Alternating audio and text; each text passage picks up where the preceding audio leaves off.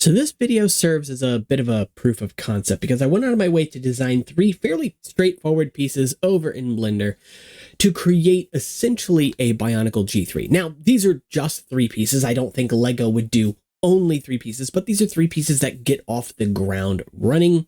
And of course, they sort of fall back in a way. They are a direct homage to some things that we have seen in the past. Let's go ahead and take a look at those over in Studio. And of course, if you enjoyed this content, be sure you're subscribed. Remember, again, this is a proof of concept. This has nothing to do with what Lego is actually doing, planning to doing. This is all for fun, but let me know your thoughts down in the comments below. So if we hop on over into Studio here, you can see that those three pieces are fairly straightforward. We have a limb segment here. I think this could be systematic, so you could create them to be longer or shorter as needed, much in the way of CCBS. But in this case here, just starting off with a fairly straightforward design, this works out reasonably well because it can be rotated side to side. It has axle connection on the back. It has an axle that runs all the way through the center of it. It has anti-studs on the bottom. It has open studs with bar holes on the top. Granted, those bar holes I would hope would be hollow deeper than this, but you can ignore that for a moment. We then look at the torso, which the design is pretty straightforward. I like to think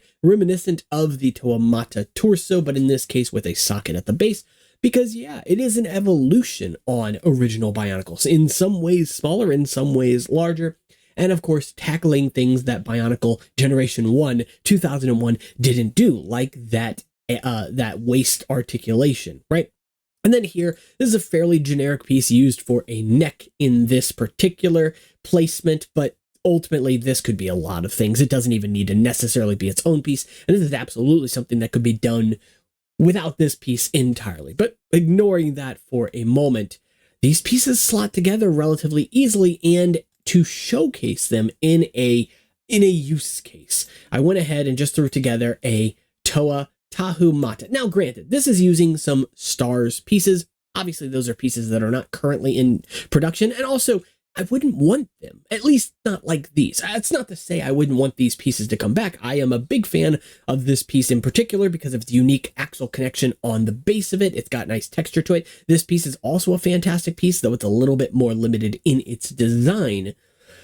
But ultimately, the concept, I think, is solid, right? An open-backed axle foot type piece that can be easily slotted into a socket like this one, easy for kids to get a grasp of, get a hold of, because ultimately, though this would definitely pander to adult audiences and people who are nostalgic for Bionicle's olden days, at the same time, you have to understand that you want a new market, right? Kids are going to be playing with toys typically a lot longer, are going to want to buy more toys ultimately. But at the end of the day, the concept here is relatively simple. So any new mold of armor, especially if it's backwards compatible, but even if it's not, is a fantastic use for those parts. And of course, any new mold for a foot that sort of falls into this design scheme, I think all of that works out reasonably well. Now, on the shoulder here, you can see we just have one of these standard CCBS shoulder pad shell pieces. Nothing fancy going on there. It's just plugging into the open studs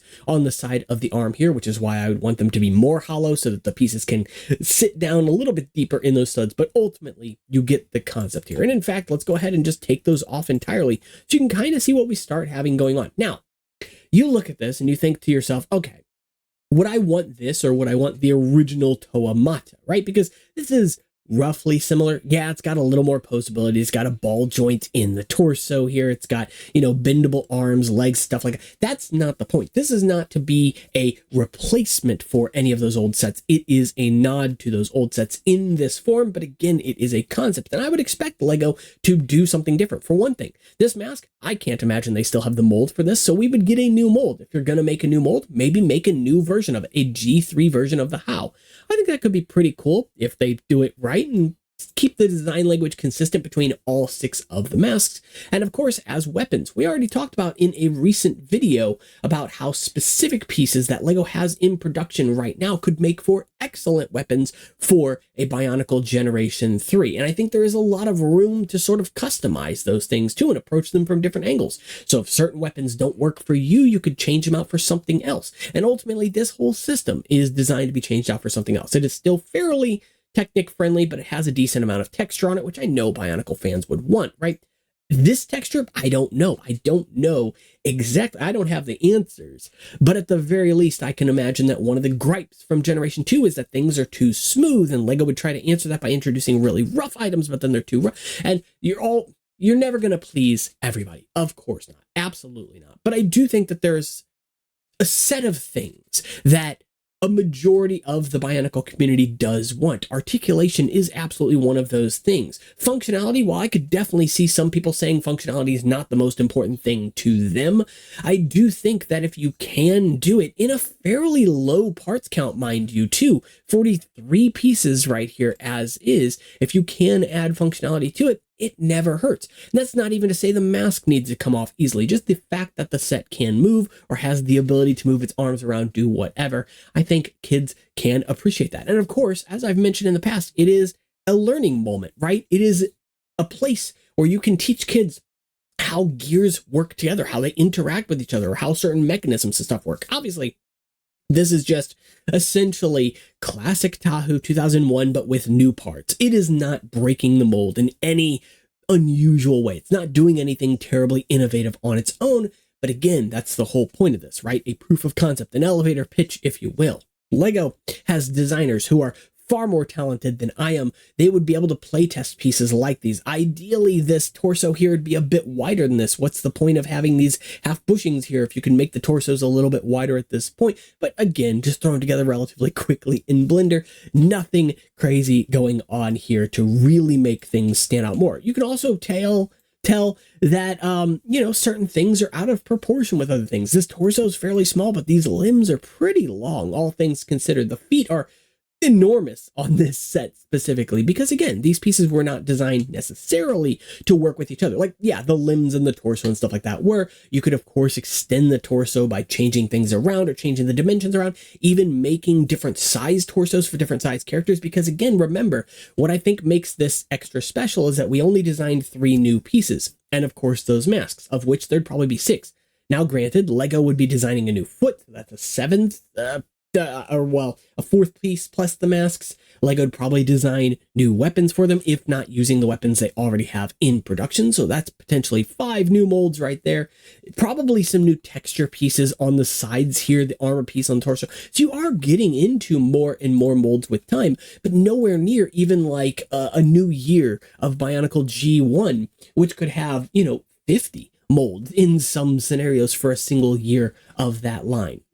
And ultimately, looking at this set here, too, it is worth noting. Now, granted, I didn't showcase this here, but I would actually want to modify a new version of this piece, too, with axle holes that can go through different portions of it as well, because I think it can help to actually reduce the parts count. One of the things I was considerate of when designing this was actually using as few unique new pieces as possible in the set. In fact, this axle right here is actually the only axle that shows up in this entire set. So there are no other unique pieces, no other unique axle lengths to worry about, making things easy for kids to understand. These half gears could very easily replace this full-size gear here. And then again, you only have 1 gear type in the set. You have these half bushings on the back, but again, if you're a little more diligent than I was when designing these parts, you could make them a little bit thicker to remove those entirely. But again, all of the bushings in the set are half bushings. And so you see kind of where I'm going with this, right? All the limbs are the same, all these are the same, all that's the same. So while an adult putting this together can absolutely see that this is a nod, this is not supposed to be the start of a franchise necessarily, but a nod, an homage to those 2001 sets. Kids could very easily build this, could be introduced to this theme through something like this. Would it sell? I have no way of knowing that. I'm not even going to try and answer that question because I, again, do not have all the answers. I have not done the research and development on this. I have not went out of my way to ask the community, like, what do you want? Yeah, there are some things that I know the community wants and some things I know the community doesn't want to see at all. But ultimately, at the end of the day, LEGO would be the ones to decide what this would entail.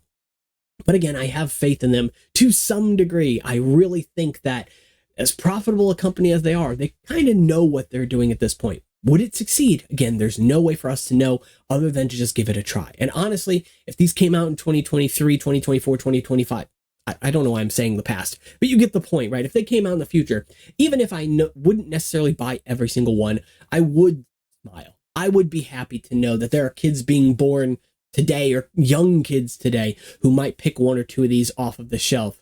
And I remember when I got my very first Toa off of the shelf all the way back in 2001. And so to know that another kid could share a very similar moment to that, and kids do every day, is really fun, really special. So ultimately, that's basically everything I wanted to go over. Just these 3 pieces, nothing too crazy going on here. You know, hour worth of putting things together and getting everything all sorted. But I am pretty happy with the end result, even if ultimately I do think Lego could absolutely do it better, especially if they made things a little more modular, different sizes of torsos, tackling the different widths and lengths of certain things, and just making things more internally proportional. But yeah, that's pretty much it. So again, if you've enjoyed this video, be sure you subscribe. It helps out the channel tremendously. And of course, you can always check out the links for Discord, Instagram, and Patreon if you want to help support this channel and get some perks. That's linked all down in the description below. And I will see you all in the next one.